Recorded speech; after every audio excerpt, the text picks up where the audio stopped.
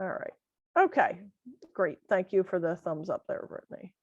All right. So, all right, I wanted to talk a little bit about doing a animation in KeyShot. And while we're at it, if anybody has any other questions about KeyShot as we're going through, feel free to just interrupt me.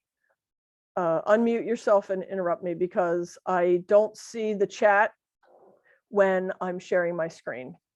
Okay, so the first thing we're going to do is I'm going to go to the metals. We're going to go to CAD 2, spring 2022, and here we go.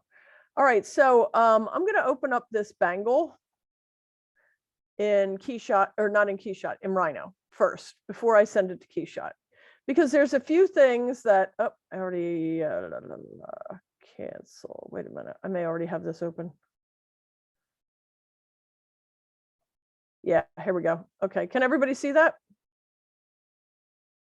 Say yes. Yes. Okay, hooray. All right, so this is one of the examples that I built earlier this semester.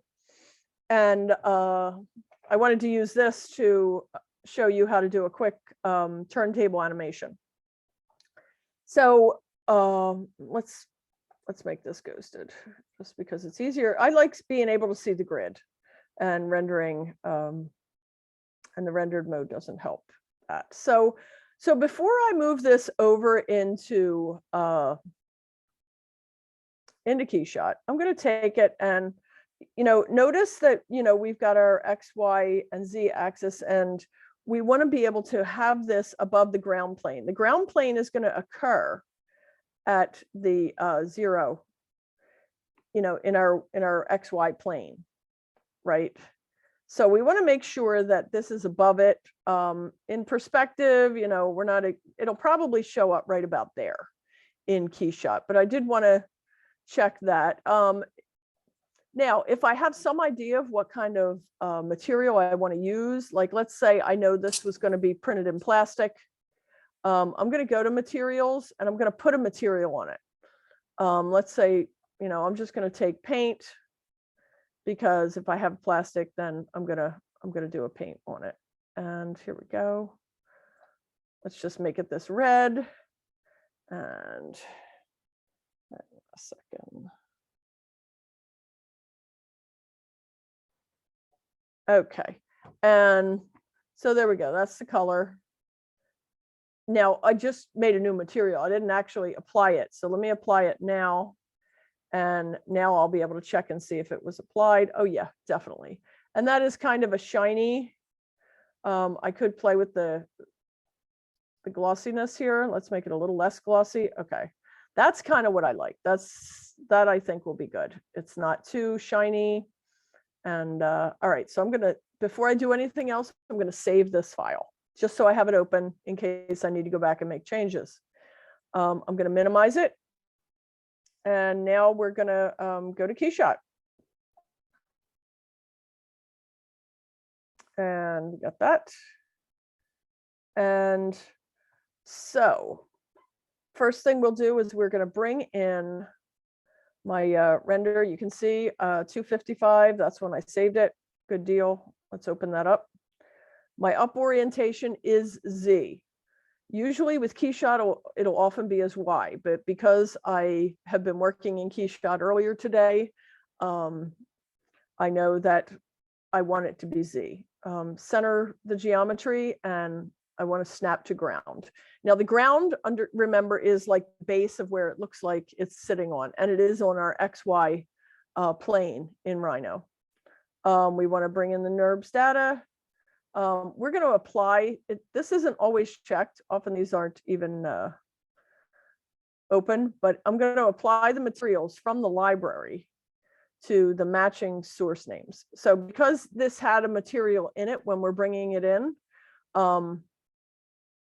KeyShot's going to find something similar. Okay, so we have this here. It's not how I really want to have it look. All right, I'm going to move this around. Remember, to move around your viewpoint in the KeyShot window, you just use your left mouse button. I'm going to move this out a little bit. If this were a ring, I would render it down to about here. but because it is a bangle, I want it about here in the frame. Nah, not quite there. I had a little lag there with my connection. Okay, so I've got that. I don't know if I like that environment.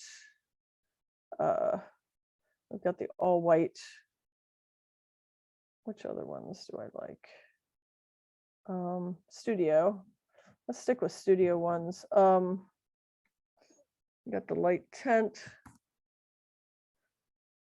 The balanced 4K. I kind of like this one because you have a lot of options for shadows, and you can also drag around your lights and shadows, and it helps define your form a little bit. Like, let me see, I have a lot of light over here, but I'm not sure that I need all of that. Like, see how that light, that highlight is moving on my surface there. I think it looks best right around that edge. Let's see what we got here. Now this one's a big light. Having it near the bottom, I don't know. I'd like to see a little more form of this piece here, right on the right. So I'm just dragging that around.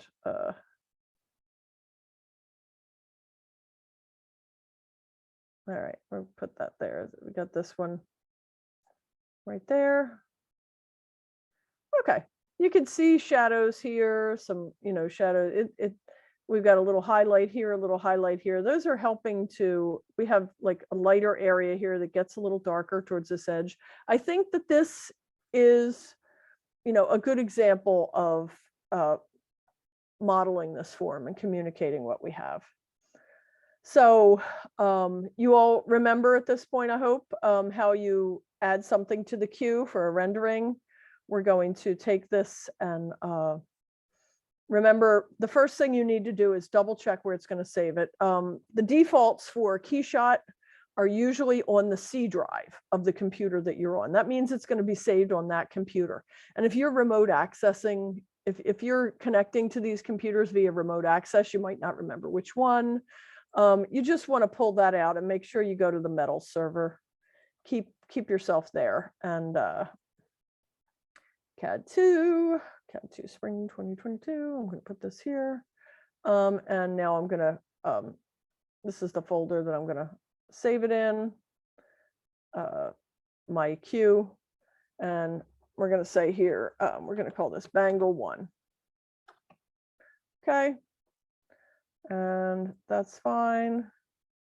System rendered, and that's fine. This gives you a kind of a format for how it's going to save the when it has different ones. It'll give you a way of ordering the file names. So I've got here a TIFF. I'm really just going to do these as JPEGs to start. That's fine. I'm using one of the presets, the 1600 by 1200. And I'm not going to do any of these extra layers. So I'm going to just close that. And we're going to do Bangle 1. I'm going to add that to the queue. And you guys all remember how to do this. Now we can close this. If I wanted to make it a different, let's say, whoop.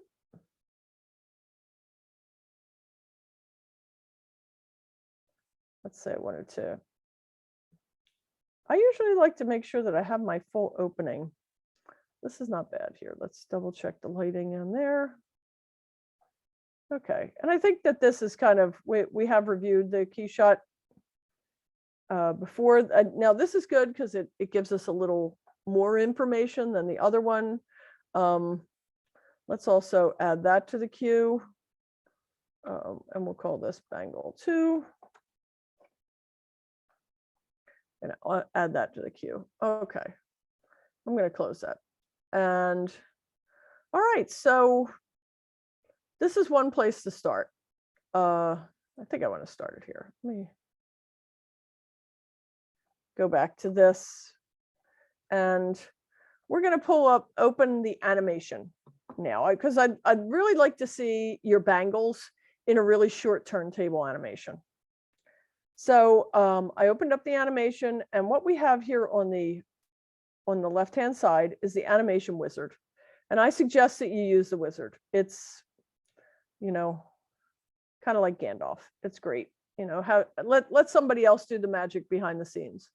So what we're looking for here is a turntable animation. And you can tell it gives you an idea here of what it looks like. We're not going to do a camera animation, and we're not going to rotate the environment. We're just going to have it rotate in the environment where it is. So we're going to hit next. The model that we're going to use is actually everything that's in there. We'll just leave model sets on there. And default turntable 1. Actually, why don't we rename it here? Bangle.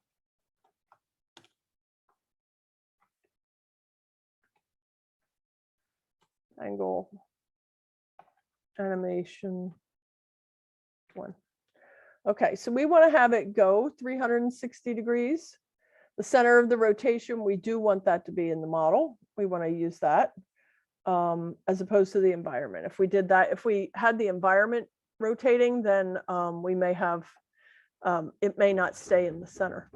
Oh, and it looks like I have someone at my door, and that's okay. They're going to have to live.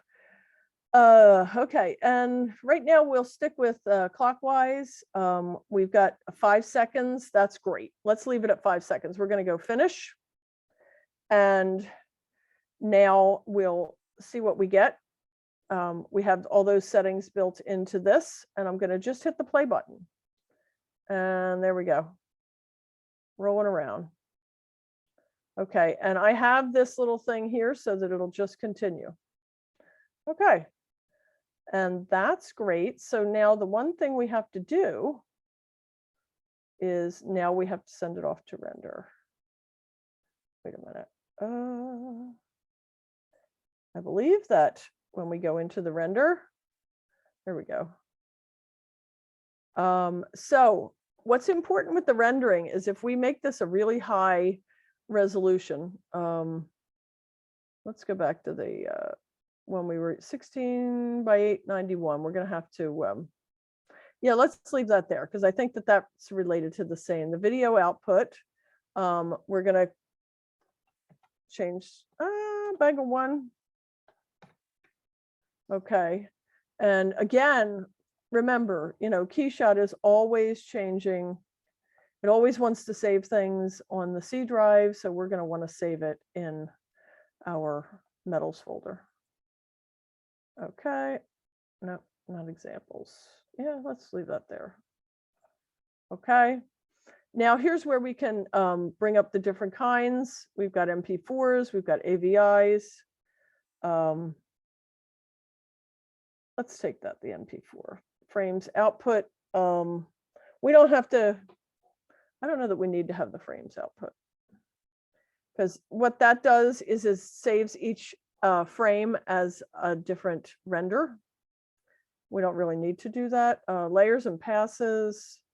This is if we wanted to split things out for Photoshop. I think we talked about that with our last KeyShot demo, but you can have KeyShot save things out, and then you can bring them into Photoshop as separate layers and then play with the layers. It's kind of fun if you're a Photoshop geek, or if you really need to tweak some lighting, colors. So there we go. We're going to add this to the queue. Width and height must be divisible by 2. All right, let's width and height. Okay, so 891. Can you believe that? Why don't we just go with 890 then? Okay, wait, then it changed that. Barb, not to interrupt you, but regarding the format that you picked the MP4. I picked MOV before and it didn't work for me. I was wondering like why that's the cause, or like what happened in which like I brought it onto my computer rather than the computer at school and it like wouldn't play. I'm not sure. The MOVs, video has so many different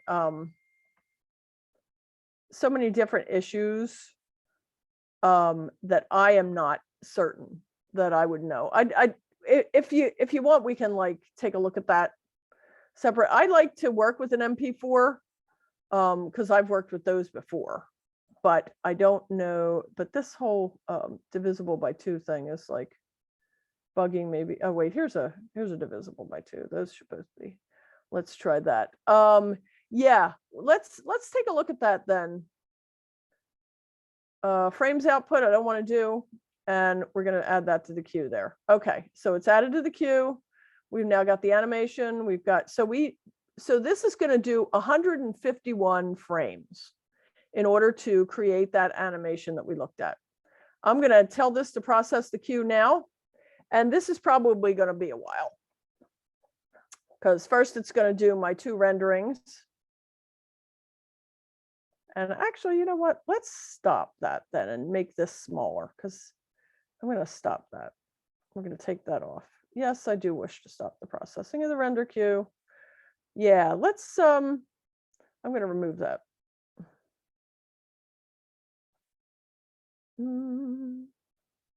Okay, and let's go back to output. Go to animation because it just occurred to me that, you know, what I really need to do here is not have this be this. Let's go with the smaller preset. Let's make it like 8, just for the sake of now for your final one, you probably want one of the higher resolution ones, but let's stick with a smaller guy. Let's go with this one because that's more divisible by 2. And this way it should process faster so that we can look at it. And actually, I'm going to just go right to rendering that. So we've got that going. Meanwhile, I'm getting.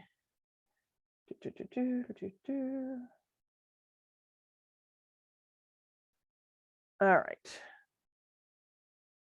Got it. All righty. Okay. I didn't even. So, all right, rendering of frame 1. So this is going to be a while.